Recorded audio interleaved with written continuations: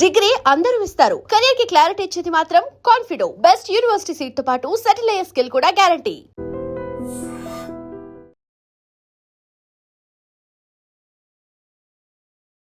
నమస్తే, welcome to iDream social spotlight with కవిత.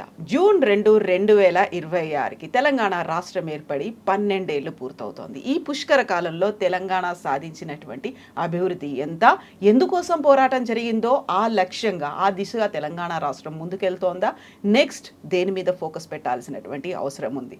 తెలంగాణ ఉద్యమంలో మొత్తం లోకాన్ని, జాతిని ఏకం చేసేలా ఒక్కచోట తీసుకొచ్చినటువంటి Telangana JAC chairman professor Kodandaram గారు ప్రస్తుతం మనతో పాటుగా ఉన్నారు. హలో సార్, నమస్తే. సో మీకు తెలంగాణ రాష్ట్ర అవతరణ దినోత్సవ శుభాకాంక్షలు సార్. థ్యాంక్స్ అండి.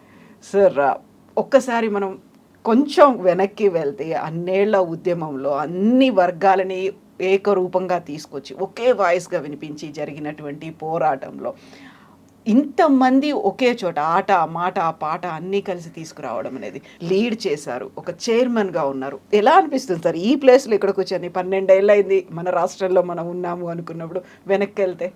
అది చాలా ఒక ఉద్వేగభరితమైన సందర్భమే. అది ప్రత్యేకించి రాష్ట్రం ఏర్పడ్డ రోజైతే ఆ రోజు చాలా ఏళ్ళ కృషి మొత్తానికి ఒకటి ఈ రోజుకు పరిపూర్తయిందని. అంటే మొత్తం పంట కోసి ఏ ఇబ్బంది లేకుండా మంచి పంట వచ్చి ఇంట్లో పడితే రైతుకి ఎంత ఆనందం ఉంటుందో, మా అందరికి కూడా ఆ రోజు అట్లాంటి ఆనందమే.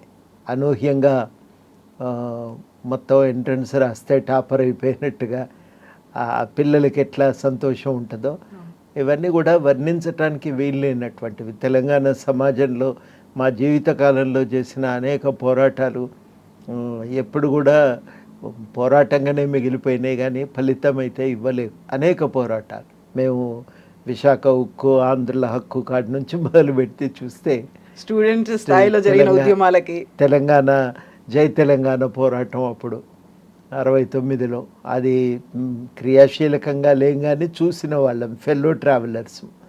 ఆ తర్వాత జరిగిన అనేక ఉద్యమాల్లో క్రియాశీలకంగా పాల్గొన్నాం. ఇవన్నీ చూసిన తర్వాత మాకేమనిపించిందంటే, ఇది మొట్టమొదటిసారి జీవితంలో ఒక విజయాన్ని చూస్తున్నాం అని తెలంగాణలో చాలామంది సంతోషపడ్డారు. చాలామంది అసలు మన జీవితకాలంలో మనం విజయాన్ని చూస్తున్నామని, అది చాలా గొప్పగా అనిపించింది. నాకు ఆ రోజుకి ఏమనిపించలే, సడన్గా ఒక శూన్యము ఆవహించినట్టు అనిపించింది. ఎందుకంటే అంతా అయిపోయింది, కానీ ఇంకేం లేదు. ఏంటిది వాళ్ళ నుంచి జీవితం అనేది ఒక ఆలోచన. సడన్గా ఊహించలేదు కదా, తర్వాత ఏమవుతుంది అనేది ఎన్నడూ ఊహించలేదు. మొత్తానికి ఆ తెలంగాణ సాధించుకోగలిగినం అనేది ఒక చాలా అద్భుతంగా ఉండే. నా మేరకు నాకు పక్క వాళ్ళు చెప్తుంటా ఉంటే ఆనందం పెరిగింది. ఇంకా మేముగా దాన్ని అనుకున్న దానికంటే పక్క వాళ్ళందరూ మాట్లాడుతూ ఉంటే మేమెన్నడూ ఊహించని మా కాలేజీ లెక్చరర్లు ఉమెన్స్ కాలేజీలో పనిచేసి అక్కడి నుంచి నేను ఆర్ట్స్ కాలేజీకి వచ్చిన. నాతో పాటు అక్కడ పనిచేసిన లెక్చరర్లందరూ ఒకరోజు విందు ఏర్పాటు చేసి జీవితంలో ఒక అద్భుతమైన విజయాన్ని చూసినావు నువ్వు అని అంటే, నాకు ఆ రోజు గుర్తుకొచ్చింది నిజమే కదా, గొప్ప విజయం కదా అని. మరొక రోజు కొంతమంది మిత్రులంతా కలిసి ఒకసారి సాయంత్రం దావత్ చేసుకుందామని పిలిచాను. ఏమున్నది దీనికి ఇంత ప్రత్యేకంగా అని అంటే, అట్టెట్లంటావు నువ్వు, మన జీవిత కాలంలో చూసిన ఒక గొప్ప విజయం ఇది, దీన్ని సెలబ్రేట్ చేసుకోవాల్సిందే అని అట్లా చెప్తా అంటే ఇంకా నాకు కూడా కొంచెం దాని మత్తు అప్పుడు అర్థమైంది.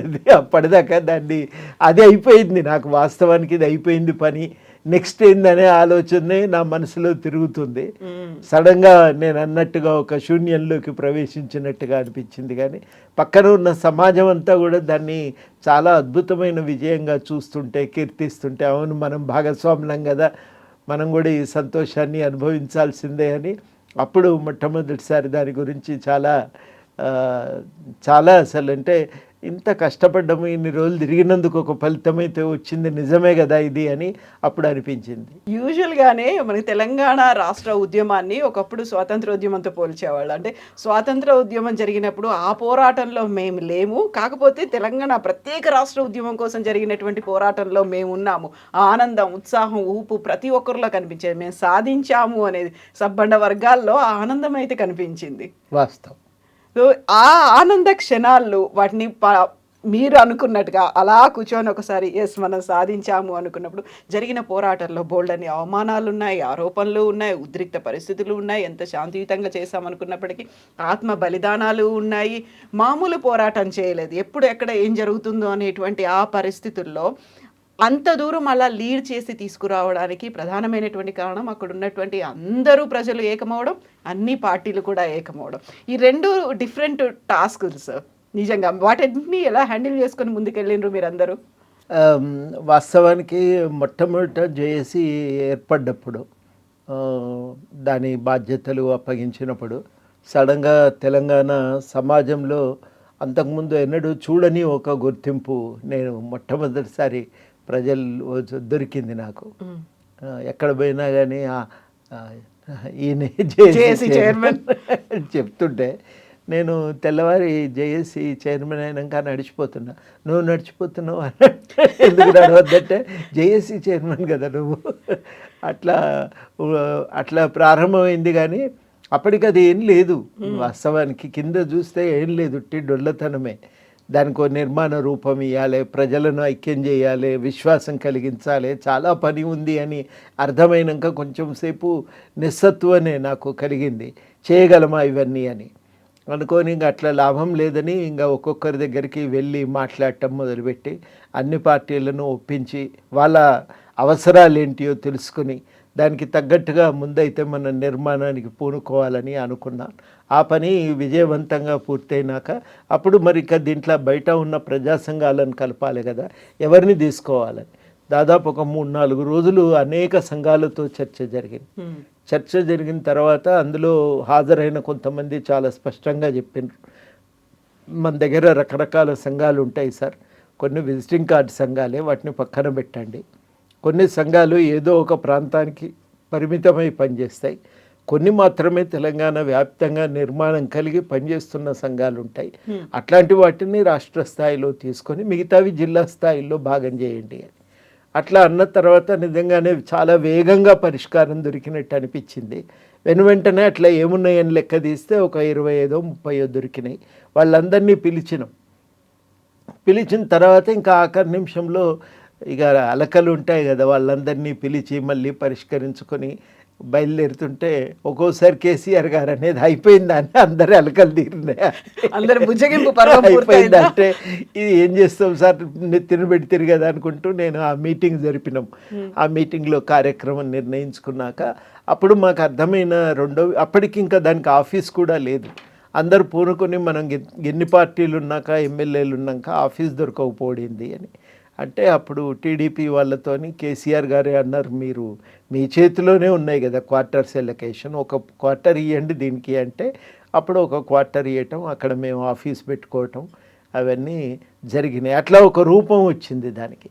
ఒక రూపం వచ్చిన తర్వాత చాలాసార్లు అక్కడికి వచ్చిన ఎమ్మెల్యేలు మాతో అంటుండేది, మీరు నిర్ణయాలు చేస్తున్నారు కానీ ఇది కింది దాకా అమలు కావాలంటే శాఖలు కింది దాకా ఉండాలి కదా, లేవు కదా, మరి అట్లా ఎట్లా పనిచేస్తారని. అప్పుడు మేము జిల్లాలకు వెళ్ళి, అప్పటికే జిల్లాల్లో జేఏసీలు ఏర్పడ్డాయి కొన్ని చోట్ల లేవు, మొత్తానికి జిల్లా స్థాయిలో కూడా జేఏసీలను కలుపుకొని దీనికి అనుసంధానం చేసుకుంటూ అట్లా జిల్లా స్థాయి దాకా పోయినాం. జిల్లాలు మళ్ళీ కింది దాకా వెళ్ళి నిర్మాణాన్ని విస్తరించుకున్నాయి. మొత్తానికైతే ఒక 4-5 నెలల క్రమంలో ఒక ఖచ్చితమైన నిర్మాణం అయితే ఏర్పడ్డది. మేమెవరూ రాజకీయ నాయకులం కాదు కాబట్టి జనంలో కూడా వీళ్ళకు ఏమీ స్వార్థం ఉండదు అనేది ఒక నమ్మకము. రెండోది ఏంటంటే వీళ్ళు ఉద్యోగస్తులు, మనం కూడా పోవచ్చని ఉద్యోగస్తులందరూ కూడా దీంట్లో భాగస్వాములు కావటం, చదువుకున్న వాళ్ళు భాగస్వాములు కావటం మొదలైంది. అట్లా ఒక నమ్మకం ఆ మేరకు కుదిరింది. కానీ ప్రజల్లో ఈ సంస్థ మనకు తెలంగాణ తెచ్చిపెడుతుందనే విశ్వాసం కలిగించడానికి చాలా సమయం పట్టింది. మిలియన్ మార్చు తర్వాత ఆ నమ్మకం జేఏసీ మీద కుదిరింది. అప్పటిదాకా జేఏసీ మీద ఆ విశ్వాసం రాలేదు. జేఏసీ అయిన తర్వాత పర్వాలేదు వీళ్ళు చేయగలుగుతారు, కొట్లాడతారు అని అనుకున్నారు. ఆ తర్వాత సకల జనుల సమ్మెతో వీళ్ళు నిలబడతారనే విశ్వాసం కుదిరింది. ఇంకా తెలంగాణ సమాజం మొత్తం ఐక్యమైంది సకల జనుల సమ్మెతో. 42 రోజుల పాటు 42 రోజుల పాటు అనేక సంఘాలు, అది బహుశా ప్రపంచంలో అతి అరుదైనటువంటి ఒక సందర్భం, ఉద్యమం అది. అత్యంత అరుదైనటువంటి ఉద్యమం ఒకటి. అన్ని వర్గాలు అన్ని రోజులు కొట్లాడటం మామూలు విషయం కాదు. ఇంకా కొట్లాడతాం, మీరు ఇప్పుడే దీన్ని ఆపకూడదు ఉద్యమాన్ని అని గట్టిగా ఆ రోజుల్లో అన్నటువంటి వాళ్ళు కూడా ఉన్నారు. కానీ ఇక దాన్ని అంతకంటే నడపలేమని అర్థమైన తర్వాత దాన్ని ఆపి తర్వాత మళ్ళీ సాగరహారం కార్యక్రమానికి పిలుపునివ్వటం జరిగింది. అట్లా ఒక్కొక్క పిలుపుతో విశ్వాసం పెరిగింది. సకల జనుల సమ్మెతో ఇక తెలంగాణ సమాజము ఐక్యమైపోయింది.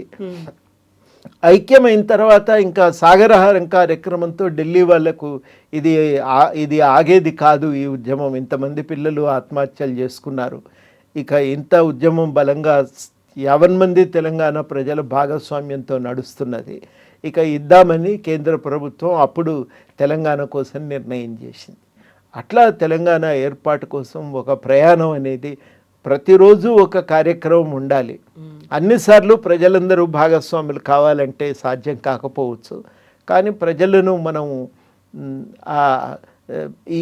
ఈ ఒక ఉత్సాహం మాత్రం దానికి చల్లారకుండా, ఈ ఉద్వేగం ఇది చల్లారకుండా మనం నిరంతరం దాన్ని కాపాడుతూ ఉండాలి అని ఒక నిర్ణయం తీసుకొని దాన్ని చాలా జాగ్రత్తగా కాపాడుకుంటూ పోయినాం. అది మేము సాధించిన ఒక విజయము, తెలంగాణ సమాజం సాధించిన ఒక విజయం. చివరాఖరికి కేంద్రం ఎప్పుడైతే తెలంగాణ ఏర్పాటుకు కమిటీని వేసిందో ఆ కమిటీ ఇక తెలంగాణ ఇవ్వక తప్పదు, కానీ మాకు సమయం ఇవ్వండి, మీరు తొందరపడకండి అని పర్సనల్గా వాళ్ళు వ్యక్తిగతంగా కలిసినప్పుడు చెప్పటం జరిగింది. నమ్మండి, ఖచ్చితంగా తెలంగాణ ఇస్తాం, ఇది ఆగదు అని. అట్లా నిర్ణయం ప్రకటించిన తర్వాత ఇంకా మేము తెలంగాణ ఏర్పాటు ప్రక్రియ ఎట్లా నడిపించాలి అని దాని మీద దృష్టి పెట్టినాం. అప్పుడు కేవలం మేధావులనే భాగస్వాములను చేసినాం. వాళ్ళందరినీ, లాయర్లను, సీనియర్ ఈ బ్యూరోక్రాట్స్ని, గత మాజీ ఐఏఎస్ ఐపీఎస్ అధికారులను, ఎకానమిస్టులను, ఆర్థికవేత్తలను అందరినీ కూర్చోబెట్టి ఏమడగాలి, మనం ఎట్లా సాధించుకోవాలి, ఎట్లా ఇక అడ్డంకులను దాటాలి అనే దాని మీద న్యాయవేత్తలను, కోవిదులను అందరినీ కూర్చోబెట్టి మాట్లాడి వాళ్ళందరితో ఒక 5-6 రోజులు సెమినార్లు జరిగినాయి. ఆ తర్వాత తెలంగాణ ఏర్పాటుకు సంబంధించి అప్పుడు జీఓఎం పెట్టిన ఎజెండాకు తగ్గట్టుగా మేము ఒక నోట్ తయారు చేసి ఆ నోటును జీఓఎంకి అందజేస్తే ఇక అది చట్టంగా మొత్తానికి చివరాఖరికి తెలంగాణ ఏర్పాటు జరిగింది. అప్పుడు అందులో అనేక సమస్యలకు మేము చిక్కుముళ్ళు విప్పి పరిష్కారాలు చూపించినాం. జలవనరుల సమస్య ఏం చేయాలి, రాజధాని నగరం విషయం ఏం చేయాలి, అనేక విషయాలకు పరిష్కారాలను, లీగల్గా సాధ్యమయ్యే పరిష్కారాలను చూపినాం. 371D ఏం చేయాలి, అవన్నింటినీ మొత్తానికి ప్రభుత్వము, కేంద్ర ప్రభుత్వం ముందు, అక్కడ మంత్రుల ముందు పెట్టేసరికి వాళ్ళకు కూడా ఒక చక్కటి అవకాశం కనబడ్డది. ఎట్లా సాధించాలి, ఏం చేయాలి అనే దానికి ఒక మార్గం వాళ్ళ ముందు దొరికింది. దాంతో వాళ్ళు ఇక బిల్లును రూపొందించటం, ఆ తర్వాత బిల్లు తయారైన తర్వాత మళ్ళీ పోరాటం, పార్లమెంటులో ఆగకుండా మొత్తం మీద బిల్లు పాస్ కావటానికి ఆ పార్లమెంటులో అనేక పక్షాలు ఒకరి మీద ఒకరు అనుమానంతో దూరంగా ఉన్నారు. మరి వాళ్ళందరినీ ఒప్పించి పరస్పరం కలిపి వాళ్ళ మధ్యలో ఒక విశ్వాసాన్ని పెంపొందించి అట్లా చివరాఖరికి ఆ బిల్లు పార్లమెంట్ నుంచి బయటపడటానికి అప్పుడు మళ్ళీ అదొక పోరాటం జరిపినాం. నిజంగా ఆఖరి క్షణం దాకా ద బిల్ ఈజ్ పాస్డ్ అని రాజ్యసభ చైర్మన్ ఆ రోజు అన్న క్షణం దాకా ఈ పోరాటం అయితే నడిచింది. ఎందుకంటే చాలా బలమైన శక్తులతో ఢీకొన్నాం. వాళ్ళని ఎదుర్కొనటానికి, వాళ్ళ నుంచి తెలంగాణను విడిపించుకోవటానికి శాయశక్తిలో కృషి చేయవలసి వచ్చింది.